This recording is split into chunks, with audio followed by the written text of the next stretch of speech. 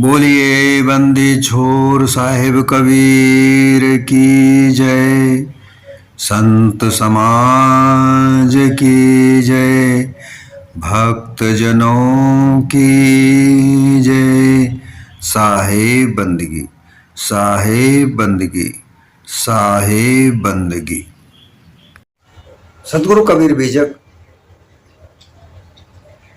साखी प्रकरण साखी 228। अरब खरब ले दर्ब है, उदय अस्त लो राज। भक्ति महात्म ना तुले, ये सब कोने काज। मानव जीवन बहुत उत्तम है। बार बार यही बात उठती है कि मानव जीवन अत्यंत उत्तम है। 84 लाख जीवन जो जीवाजून है, उसमें ये मानव देह सर्वश्रेष्ठ।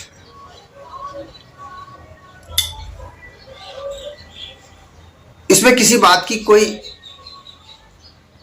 दुर्मति नहीं है कि कोई भी इस बात को नकार सकता है कि यह मानव देह उत्तम नहीं है, सर्वश्रेष्ठ है। ये इस बात को कोई नहीं नकार सकता।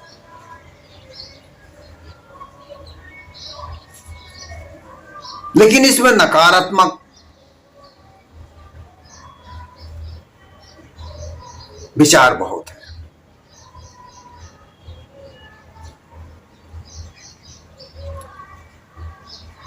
नकारात्मक और सकारात्मक दो विचारों से मानव का जीवन चलता है।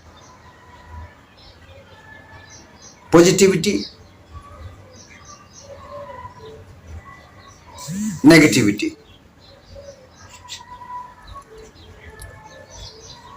नकारात्मक और सकारात्मक से ही सारे कार्य होते हैं। इसके बहु प्रकार बनते हैं। किसी की कोई बात मान लेना, सकारात्मक रूप में ही सही, परंतु कोई नकारात्मक होगा, कोई सकारात्मक होगा जब वो काम बनेगा। आप विचार करके देख लीजिए, कोई बात बनती है। आप व्यापार को ही ले लीजिए। जब व्यापार किया जाता है, जब आपस में व्यापारियों में बात होती है, तो व्यापार एक सकारात्मक है, क्योंकि उस व्यापार से एक तरह से परोपकार होता है, कल्याण होता है। कैसा परोपकार?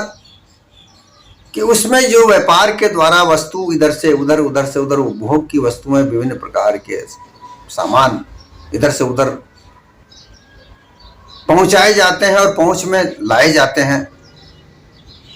जिस व्यक्ति को कोई सामान नहीं मिल पा रहा हो, वो सामान अगर मिल जाए व्यापार के माध्यम से, तो ये परोपकार कार्य है। लेकिन इस परोपकार कार्य में धन कमाना एक सत्य है,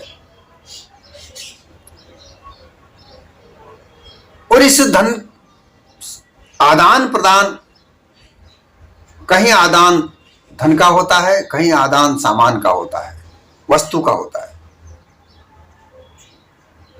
प्रदान कहीं धन का होता है, कहीं सामान का होता है। जैसे एक व्यापारी किसी वस्तु को प्रदान करता है, तो उसका आदान धन का होता है। उसी तरफ जो ग्राहक है, जो उपभोग करता है, वह आदान करता है सामान का, उपभोग की वस्तु का, और प्रदान करता है धन का। तो ये एक व्यवहार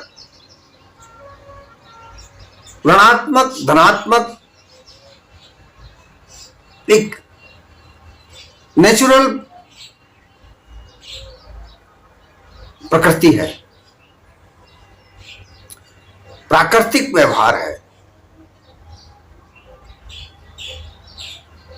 नेचुरल गुड फेथ है।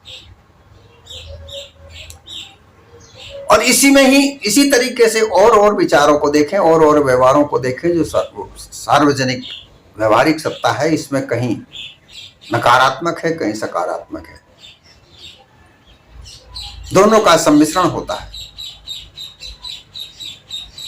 तब जाकर संसार का कार्य होता है।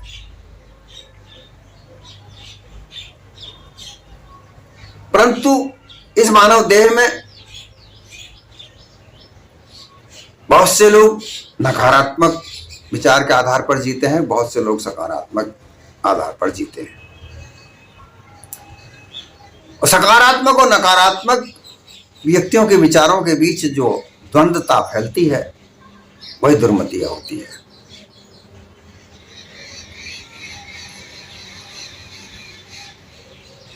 अब धन का मामला आता है जब सामने, मानव जीवन ज्यादा से ज्यादा धन कमाने की ओर अपने आप को अग्रसर करता है। उसमें नकारात्मक को सकारात्मक बनाता है, सकारात्मक को नकारात्मक बनाता है। बड़े बड़े राजपाट राजाओं के थे और अब भी हैं, अब सरकारें हैं। केंद्र सरकार पूरे भारत पर एक होती है, राज्य सरकारें राज्य तक होती हैं।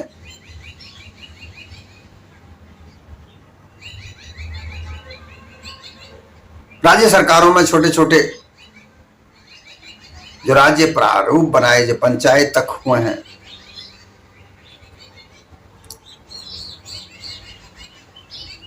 ये धन कमाने के साधन समाज की नीति, धर्म नीति, राजनीति, अर्थनीति,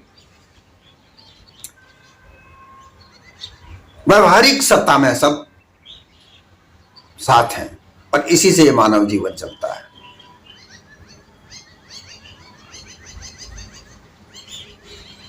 अब ये मानव जीवन जो चलता है,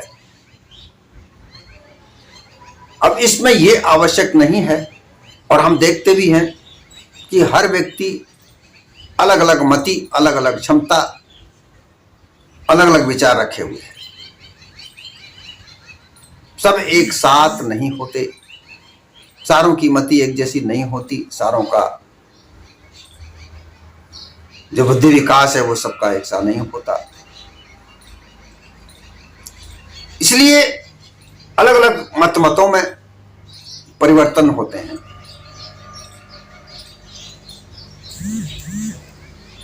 और इसी को लेकर व्यक्तियों में अपनी अपनी वास्तु स्थिति बनती है और वो उन्हीं के आधार पर कार्य करते हैं।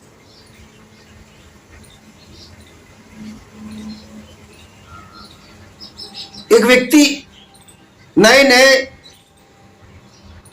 विचारों को नहीं जानता, संसार में उसके आसपास क्या क्या हलचल हो रही है वो उनको नहीं जानता,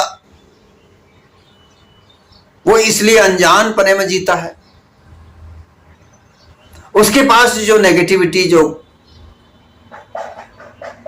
नकारात्मक शक्ति इकट्ठी हो गई है उसके दिमाग में, वो उसी के आधार पर जीना चाहता है। किसी प्रकार की कोई नई जानकारी देखता है तो वो अचंभित होता है, उसे अचंभा होता है, संशय होता है, कैसे हो रहा है।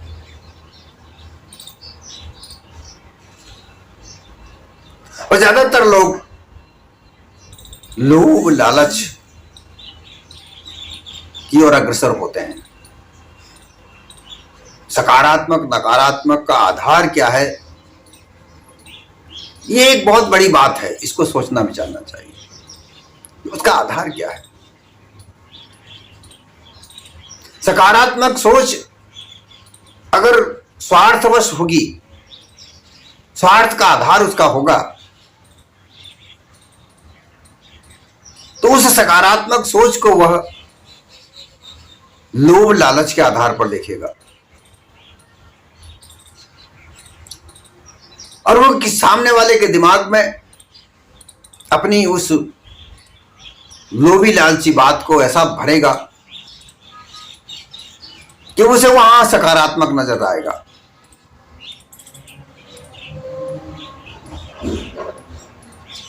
लालच के प्रति इतने सजग रहते हैं लोग, इतने सकारात्मक रहते हैं लोग कि धन कमाने के अलावा और कुछ नहीं होता।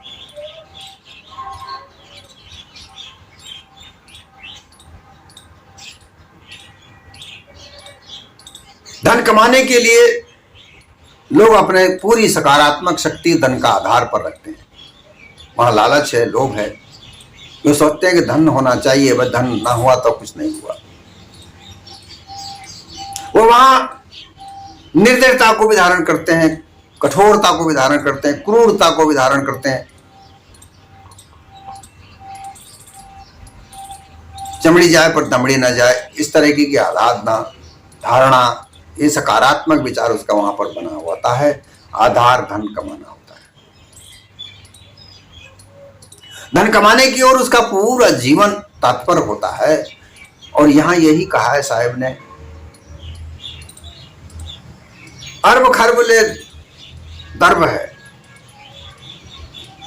अरबों की संपत्ति। धन कमाने में कभी भी संतोष नहीं आता। ये बस मुझे इतना ही धन कमाना है, ऐसा वो कह ही नहीं सकता। धन कमाने की अपार इच्छाएं, लाख कमाएगा तो करोड़ कमाने की ओर अग्रसर होगा, करोड़ कमा लिए तो 100 करोड़ कमाने की ओर अग्रसर होगा, अरब खरब दर्ब, ये गिनतियां हैं। 100 लाख का एक अरब होता है, 100 अरब का एक खरब होता है, और 100 खरब का एक दर्ब होता है। ऐसा गिनतियां हैं, ये धन की मानी जाती हैं। धन कमाया, खूब इकट्ठा किया। कई कहानियां तो हम ऐसी सुनते हैं कि लोग, एक सेठ था जो 7 पुश्तों तक का धन उसने इकट्ठा किया था, लेकिन वो 8वीं पुश्त उसकी क्या खाएगी उसका उसको विचार था, उसका वो चिंतन करता था।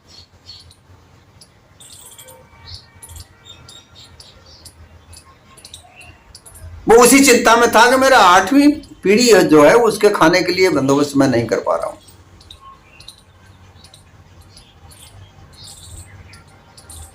तो वो किसी संत से मिला, संत ने उसका ये सारा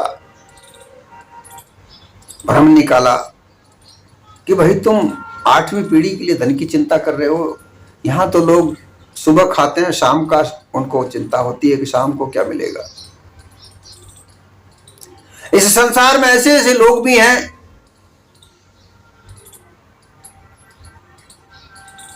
40 करोड़ व्यक्ति शाम को भूखा सो जाते हैं।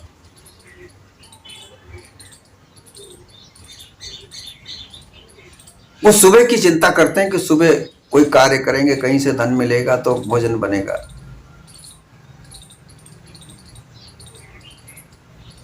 लेकिन लोग धन कमाने की ओर इतने अग्रसर हैं कि वो किसी हिस्से को भी मार लेते हैं, किसी गरीब का।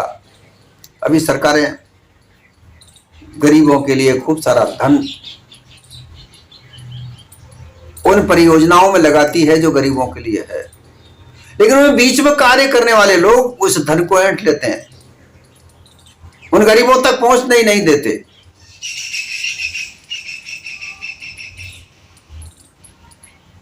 उनको दया नहीं है कि ये धन गरीबों के लिए हो रहा है, पता नहीं किस गरीब का क्या कार्य होगा, लेकिन उस धन को बीच में ही ऐंठ लेते हैं। सरकारी परियोजनाएं बनती हैं, बड़े बड़े बांध निर्माण होते हैं, पुल बनते हैं, बहुत बड़े बड़े सरकारी कार्य होते हैं। उनका जो बजट बनता है उस बजट में से ही लोग पैसा निकाल लेते हैं, और उस कार्य को मजबूती से न करके उसमें खामी छोड़ देते हैं, कमी छोड़ देते हैं। लेकिन उनको पैसा निकालना है, पैसा जोड़ने की धुन जो सवार होती है,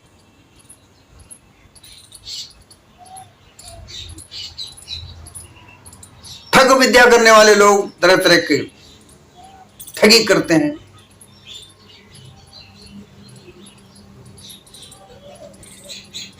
व्यवसाय के नाम पर इतने घिनौने काम होते हैं। नकली दूध, नकली घी, नकली वस्तुएं खाद्य पदार्थ मिलावा करके पता नहीं क्या क्या, सब्जियां तक उनमें पता नहीं क्या क्या करके धन कमाने की सूद है और कुछ नहीं। लेकिन इस धन को इकट्ठा करके करोगे क्या? धर्म के नाम पर धन ऐंठना,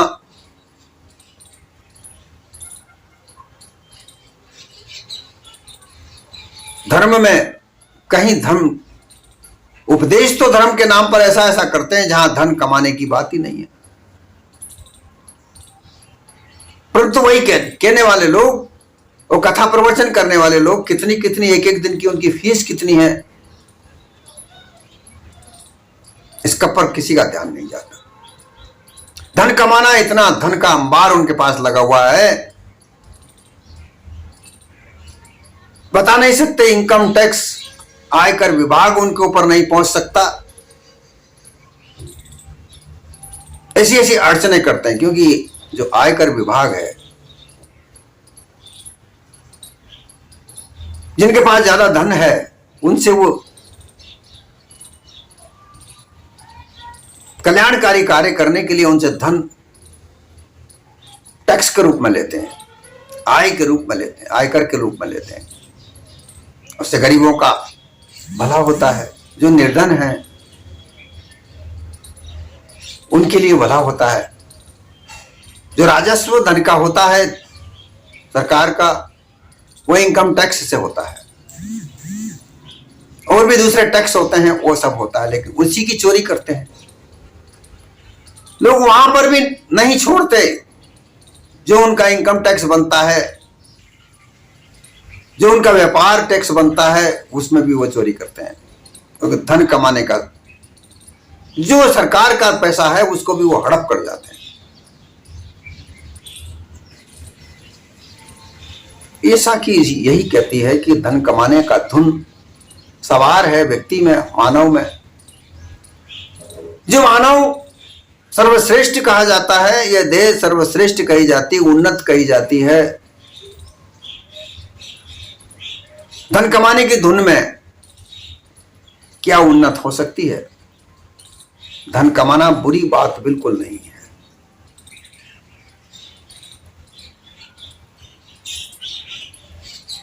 क्योंकि धन जब नहीं था, जब धन नहीं बना था, तब वस्तु विनिमय होती थी, वहां बड़ी दिक्कतें आती थी। इतिहास उठाकर देखते हैं तो हमें ये मिलता है कि धन नहीं बना था। आज से 500-600 साल ईसा पूर्व में आप देख लो कि वहां पर कोई धन नहीं था। इतिहास बताता है कि सबसे पहले गाय धन बनी, और इसलिए गाय को कम पाला जाता था। गाय के रूप में सभी वस्तुएं मिलती थी। फिर कौड़ियों को धन बनाया गया, फिर पैसे आए, रुपए आए, और जब से धन बना तब से ही लोगों का दिमाग उस धन को कमाने में लग गया। सबका दिमाग, सबका ध्यान उस धन पर गया, और बाकी सब बातें गौण कर दी।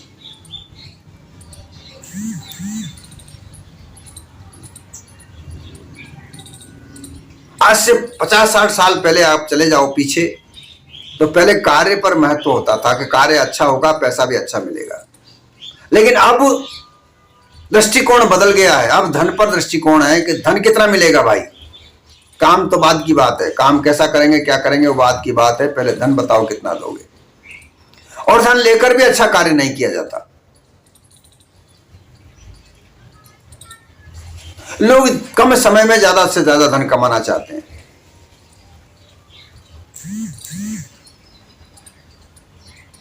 और इस धन को कमाने के लिए ही शिक्षा नीति है। लोग स्कूलों पर लिखते हैं कि ज्ञानार्थ प्रवेश सेवार्थ प्रस्थान, लेकिन उसको ज्ञान मान लेते हैं, विद्या को ज्ञान मान लेते हैं। कई बार मुझसे कई बार लोग कहते हैं कि ज्ञान आप अलग बात बताते हो, ज्ञान के लिए तो प्रवेश स्कूल में होता है।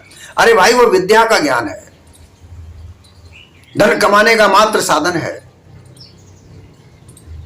पहली क्लास से लेकर एमए बीए पीएचडी डिग्री जो करते हैं, जो भी डॉक्टर बनते हैं, वकील बनते हैं, इंजीनियर बनते हैं, व्यवसायी बनते हैं, वो सब धन कमाने मात्र का। टेक्नीशियन बनते हैं, तकनीकी ज्ञान को प्राप्त करके कोई बिजली वाला बनता है, बिजली ठीक करता है, कोई मोटर गाड़ी ठीक करता है, कोई मकान बनाता है। ये सब धन कमाने मात्र के साधन है। और धन कमाकर, कम समय में ज्यादा से ज्यादा धन कमाकर वो पता नहीं क्या करना चाहते हैं, ये उनको मालूम नहीं है।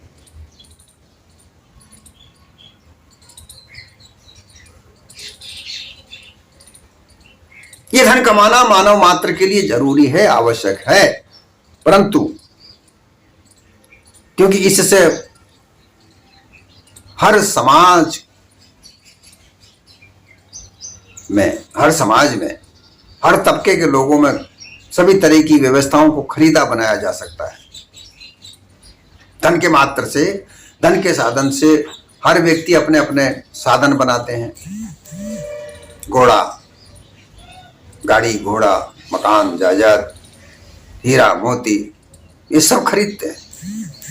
खाना पीना, रहना, उठना, बैठना, ये सब स्तर उनका बनता है। इसलिए धन आवश्यक है। धन नहीं है तो रोटी भी नहीं मिलती। इसलिए धन कमाना आवश्यक है, परंतु इसका तात्पर्य यह नहीं है कि वह ज्ञान संपूर्ण है। पिछले वीडियो में मैंने कहा था कि जो विद्या है वो दो प्रकार की है, परा और अपरा। धन तो कमा लिया, खूब इकट्ठा कर लिया, खूब साधन इकट्ठा कर लिया, परंतु इससे मोह बंधा रहा। इसे धन का क्या करें, इसे धन का क्या करें। अब ये मोह माया का जाल इतना गहरा होता है कि व्यक्ति चैन से सो नहीं सकता, खा नहीं सकता, रह नहीं सकता। तो यहां से शुरू होता है कि भक्ति भाव। बिना भक्ति के ये सब नाशवान है। सात स्वर्ग अपवर्ग सुख, धरिए तुला एक अंग, तो भी समना तू ले सो सुख है सत्संग। ये सब सात सुखों, मतलब सात स्वर्ग अगर हैं और उनका सुख जितना भी है, उन सुखों को, और उससे भी अगर अलग कोई सुख है, और उन सबको अगर एक तुला में रख दिया जाए, तराजू के एक पलड़े में रख दो और सत्संग का सुख एक बार रख दो, तो सत्संग के सुख के बराबर वो नहीं तुल सकते। ये रामायण में भी कहा गया, हर जगह ये कहा जाता है। तो बिना भक्ति भाव के ये मानव किसी काम का नहीं है। भक्ति भाव, सेवा भाव, सेवा मानव मात्र की सेवा, मानव को मानव समझे, गरीबों की दया रखे, भूखों को खाना खिलाए, प्यासों को पानी पिलाए, राहगीर के लिए विश्राम करने के लिए कुछ धर्मशालाओं का निर्माण करे, छायादार वृक्षों का निर्माण करे, भोजनशालाओं का निर्माण करे जिनके पास धन है। तो ये भक्ति भाव है। अब भक्ति भाव के नाम से, सेवा भाव के नाम से नवदा भक्ति, दसवां भक्ति, दसवां भक्ति में जो चीजें आती हैं, ये सब कुछ होता है। प्रेम, श्रद्धा, आदर भाव, भजन कीर्तन, नाम स्मरण, महात्म, महिमा, ये सब चीजें 10 भाव भक्ति के हैं। प्रेम है, मानव मात्र से प्रेम रखे। प्रेम कैसा? एक सहायक प्रेम, दया भाव का प्रेम, निश्चल प्रेम। लोभी लालची भी प्रेम रखते हैं। जिस व्यक्ति से कुछ निकालना चाहते हैं, अपना उल्लू सीधा करना चाहते हैं, उससे वो प्रेम करते हैं। लड़के लड़कियां प्रेम करते हैं, एक क्षणिक भोग के लिए प्रेम करते हैं, अन्यथा उनमें कोई सत्य प्रेम नहीं है। सत्य प्रेम के साथ भक्ति भाव रखे। छोटे के साथ उनका, जो छोटे बच्चे होते हैं उनके साथ दुलार, अपने बराबर के होते हैं इष्ट मित्र होते हैं उनका मित्रों जैसा संभाव प्रेम, बड़े का आदर, अतिथि का सत्कार, स्त्री के साथ गृहस्थ प्रेम, गरीबों के साथ दया का प्रेम, लाचार व्यक्ति के साथ सेवा का प्रेम, ये जो भाव बनाए हैं, इनके बगैर ये धन कितना भी कमा लो, कितना भी बड़ा राज्य हो जाए, कितने बड़े व्यक्ति बन जाओ, बड़े बड़े धन्ना सेठ हो जाओ, नगर सेठ हो जाओ, देश के सेठ हो जाओ, अभी देश के सेठ जो रतन टाटा कहलाते हैं, उनकी जीवनी मैंने सुनी थी कि वो कमा रहे हैं, उन्होंने शादी भी नहीं की। 4% आयकर उनका, भारतवर्ष के जितना भी रेवेन्यू है उनका 4% अकेले रतन टाटा देते हैं। और उनका पास में जो भी धन संपत्ति इकट्ठा होती है वो कल्याणकारी कार्यों में लगाते हैं। कई उनके ट्रस्ट चलते हैं, शिक्षा के लिए वो ट्रस्ट चलाते हैं, दीन दुखियों के लिए वो ट्रस्ट चलाते हैं, उसमें उनका धन खर्च होता है।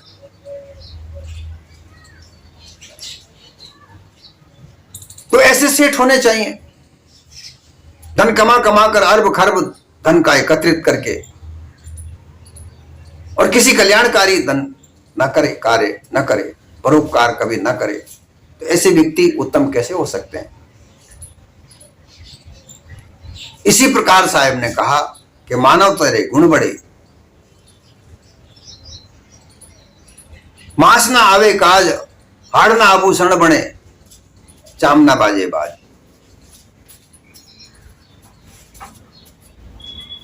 इसलिए हमेशा जो मानव के जो गुण हैं वो मानवतावादी विचारधारा के गुण होते हैं।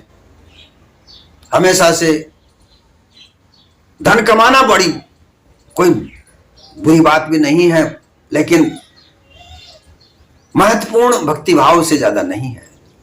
खूब धन कमाओ कोई बुरी बात नहीं, लेकिन उस धन का सदुपयोग परोपकार में भी करो, तब वो साकार होगा, तब वह बात आपका जीवन में सफल होगी।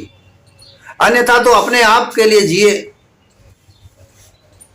क्या कर जिए, खुद के लिए ऐश्वर्यशाली बन गए, खूब साधन संपन्न हो गए, लेकिन दिल में दया बिल्कुल नहीं रही, गरीबों के प्रति उदार भाव नहीं रहे, तो किस काम के मानव। ऐसे मानव जानवरों के बराबर कुछ नहीं, चाहे वो कितना धन्ना सेठ हो, कितना ही बड़े राजा महाराजा हो, परंतु जिनके दिल में दया नहीं है। क्योंकि हर व्यक्ति तो धनवान हो नहीं सकता, हर व्यक्ति बुद्धिमान हो नहीं सकता, हर व्यक्ति सक्षम हो नहीं सकता। ज्यादा से ज्यादा लोग तो गरीब ही रहेंगे, निर्बल रहेंगे। उन निर्बलों के प्रति दया, गरीबों के प्रति दया, सेवा भाव अगर दिल में नहीं है तो वे व्यक्ति किस काम का। वो तो पशु के तुल्य है, वो पशु के बराबर और कुछ है ही नहीं। उसकी गिनती पशुओं के अंदर हो सकती है, मानव के अंदर नहीं हो सकती। इसलिए साकी यही करती है कि क्या भया इतना सारा धन कमाने कर भी, जब संतोष धन जब तक नहीं है, क्योंकि ये सब कार्य करने के लिए संतोष आना आवश्यक है। धन कमाने के साधनों को जितना आप फैलाओगे उतने तुम्हारा जीवन व्यस्त से व्यस्त हो जाएगा।